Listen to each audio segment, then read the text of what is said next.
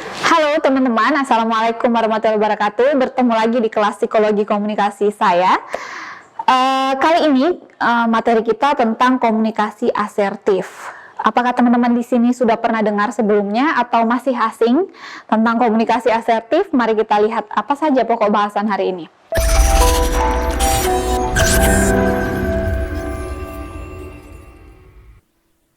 Nah, pokok bahasan hari ini tentang konsep dasar komunikasi asertif, kemudian perbedaan asertif dan agresif, cirinya apa, kemudian teknik berkomunikasi asertif itu seperti apa sih? Nah, konsep komunikasi asertif. Di sini komunikasi asertif ini adalah suatu kemampuan untuk mengkomunikasikan apa yang kita inginkan. Nah, dalam bersikap asertif, seseorang dituntut untuk jujur terhadap dirinya dan jujur pula dalam mengekspresikan perasaan, pendapat, dan kebutuhan secara proporsional tanpa ada maksud untuk memanipulasi, memanfaatkan, atau merugikan pihak lainnya. Begitu. Begini, komunikasi asertif itu kenapa sih dibilang harus berkomunikasi yang jujur? Karena dalam komunikasi asertif itu pernah nggak kalian mengalami aduh, gue kayak dizalimi, misalnya seperti itu. Jadi kayak ada perasaan yang kalian itu tidak bisa menolak permintaan seseorang, menolak orang lain ketika minta tolong dan sebagainya. Jadi kalian adalah okay person misalnya. Jadi kalian selalu iya saja tapi batin kalian tersiksa. Nah, ini maksudnya munculnya komunikasi asertif ini adalah untuk membuat kita menjadi individu yang lebih sehat secara mental dan jiwa, begitu ya. Cirinya apa sih?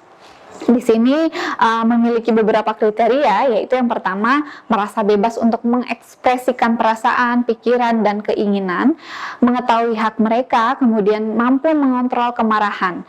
Tidak berarti merepres perasaan, begitu ya. Jadi di sini ciri orang asertif itu merasa bebas untuk mengekspresikan perasaan, tapi in a good way, gitu ya. Jadi dia tahu haknya dia, sehingga dia membela perasaannya, mencoba menolong batinnya sendiri supaya ketika dia merasa tidak nyaman, ya dia berkata bahwa tolong jangan merokok di sebelah saya, misalnya seperti itu, karena saya merasa tidak nyaman. Ya, itu orang yang asertif. Ketika dia merasa tidak nyaman, dia berani menyampaikan. Atau ketika dia selalu dimintai tolong nih, teman-teman, nebeng ya, tapi teman yang nebeng ini tidak pernah misalnya patungan bensin dan sebagainya, sehingga orang-orang asertif itu cenderung berani mengungkapkan, gimana kalau mulai besok kita patungan bensinnya ketika gue jemput lu dan sebagainya gitu. Orang asertif seperti itu. Tapi kalau orang yang tidak asertif, dia akan memendam, dia tidak akan jujur, dia tidak akan membela perasaannya dia, sehingga dia akan, ya itu tadi, okay person, dia akan membiarkan perasaannya tertindas begitu, sehingga kalau ada yang nebeng ya dia akan mengiyakan terus, tapi dia akan merasa ketika ada yang mengganjal dia tidak berani untuk mengungkapkan. Nah, itu kira-kira sifat apa sih, atau karakter atau komunikasi yang seperti apa sih ketika dia tidak berani mengungkapkan? Next. Nah, itu yang disebut dengan ciri orang yang kurang asertif. Bagaimana sih orang yang kurang asertif? Terlalu mudah mengalah, mudah tersinggung dan cemas, kurang yakin pada diri sendiri, sukar memulai komunikasi dengan orang lain. Jadi, ini yang perlu kita waspadai sebagai mahasiswa komunikasi ya, teman-teman. Bagaimana kita ini menjaga keseimbangan jiwa dan psikis mental kita, begitu ya. Seperti yang saya sudah bahas di minggu-minggu sebelumnya, bagaimana sih psikologi komunikasi ini mengajarkan kita untuk berperilaku, memiliki behavior yang baik, begitu. Bagaimana? Datangnya dari mana? Tentunya dari salah satunya dari asertif ini. Bagaimana cara kita jujur terhadap diri kita sendiri, memerdekakan diri kita, mengatakan apa yang kita rasakan sebenarnya tanpa menyinggung orang lain, begitu ya. Sehingga jangan terlalu mudah mengalah atas diri sendiri. Maksudnya, ketika kita terlalu mudah mengalah dengan diri kita sendiri, ini akan membuat banyak timbunan perasaan rasa kesal yang akhirnya berbahaya, teman-teman. Ini, teman-teman, kalau saya analogikan, ada Gunung Merapi di Jogja ya. Kenapa di Jogja itu selalu ada letusan-letusan kecil dari Wudus Gembel atau dari Merapinya begitu. Tujuannya untuk apa? Ini untuk membuat Merapi itu lebih aman sebenarnya ketika ada letusan-letusan kecil atau Semeru, Gunung Semeru ya, yang sedang aktif juga, misalnya seperti itu. Apa fungsinya? Mengeluarkan lahar yang sedikit demi sedikit. Lahar yang sedikit demi sedikit itu adalah bentuk komunikasi asertif. Jadi ketika dia merasa tidak nyaman, dia keluarkan, dia sampaikan.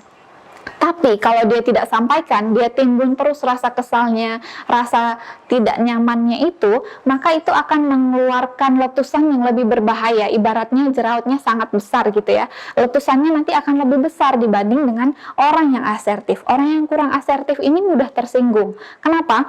Karena dia akan memendam perasaannya dia terus.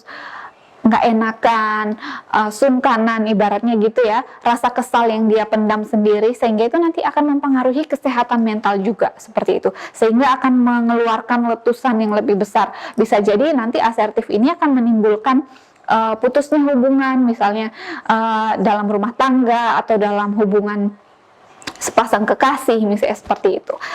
Di sini agresif, asertif, dan non asertif ini karakternya seperti ini. Kalau agresif ini dia terlalu mempertahankan hak, kemudian dia mengabaikan dan menolak perasaan dari orang lain. Dia mengekspresikan atau menuntut perhatian terhadap pendapat, kebutuhan atau perasaan Anda dengan cara yang tidak tepat. Itu kalau agresif. Kalau asertif seperti apa nih? Dia mempertahankan haknya, tapi dia tahu bagaimana simpatik dan empatik sesuai pada materi sebelumnya. Dia tahu bagaimana sih menempatkan posisi pada orang lain. Kalau misalnya gue bilang gue nggak suka malu, itu kan orang akan tersinggung. Tapi kalau orang bilang gimana kalau mulai minggu depan kita patungan deh uang bensinnya supaya lebih ringan, supaya sama-sama enak, misalnya kayak gitu. Orang asertif akan ada diskusi, akan membuka ruang diskusi, selalu mengajak musyawarah untuk mufakat, begitu. Orang yang non asertif atau submisif itu seperti apa? Dia mengabaikan hak diri sendiri. Ada orang-orang yang seperti ini, pasti ada. Dan ini ada di lingkungan kita, orang yang selalu memadamkan perasaan, memadamkan ide, memadamkan hasrat atau kebutuhan dirinya dulu. Jadi dia selalu mengutamakan orang lain, kemudian dia tidak menghiraukan bahwa dia ini sedang terluka atau sedang sakit, misalnya seperti itu. Ini yang akan berbahaya juga pada suatu hubungan interpersonal atau hubungan antar pribadi atau dalam komunikasi kelompok, itu juga akan berbahaya orang seperti ini. Apa plus minusnya perilaku asertif? Di sini langsung saja saya bahas salah satunya ya. Jadi dia bisa, orang yang asertif ini plusnya bisa menjadi diri sendiri dan juga bisa mengatasi persoalan yang terjadi dalam hubungannya. Tapi kalau kurangnya, biasanya orang yang asertif ini dianggap kurang sopan begitu, karena selalu mengutarakan apa yang dia rasakan begitu ya. Jadi biasanya dia dianggap sebagai orang yang kasar begitu atau dipandang kurang sopan begitu saja. Baik, ini ada sedikit kutipan bagaimana tentang konsep asertif itu tadi, bagaimana kita ini bersabar, kemudian bagaimana kita juga tetap mengomunikasikan apa yang kita rasakan. Komunikasi asertif ini kemampuan seorang untuk berkomunikasi secara efektif tanpa terlalu banyak terganggu dengan apa yang orang lain pikirkan, sehingga dia lebih memikirkan bagaimana kesehatan jiwanya. Cirinya saling terbuka, mendengarkan dan memahami pendapat orang lain, sama seperti simpati dan empati, mencari solusi. Nah, ini tadi saya katakan, orang-orang asertif itu selalu mencari solusi bersama. Dia tidak memutuskan. Kalau agresif kan bilang, udah mulai besok nggak usah nebeng gue lagi gitu ya. Tapi kalau asertif, bagaimana kalau mulai minggu depan kita patungan. Nah, ada diskusi. Kalau orang yang submisif tadi, dia tidak akan mengkomunikasikannya. Dia hanya ya udah deh nggak apa-apa nebeng, besoknya nebeng lagi, besoknya nebeng lagi. Tapi ekspresinya menunjukkan bahwa dia kesal, misalnya seperti itu. Tapi dia tidak berani mengungkapkan. Urgensinya apa? Urgensinya adalah untuk menyalurkan perasaan kita begitu loh, secara tepat. Karena bahayanya itu tadi, kalau tidak tersalurkan dengan tepat atau misalnya tidak tersalurkan sama sekali, akan melahirkan letusan yang besar atau permasalahan yang besar. Manfaatnya apa?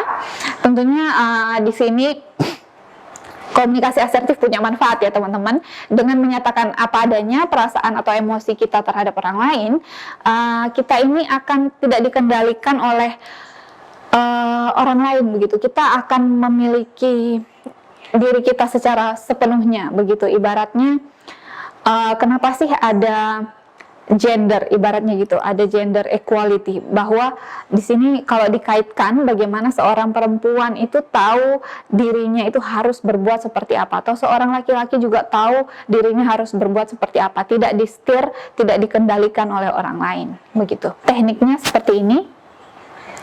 Kalau ada yang bertanya, gimana sih caranya bisa mengungkapkan apa yang kita rasakan, kekesalan kita atau amarah kita, bagaimana cara mengomunikasikannya supaya tidak terjadi konflik yang besar? Caranya seperti ini.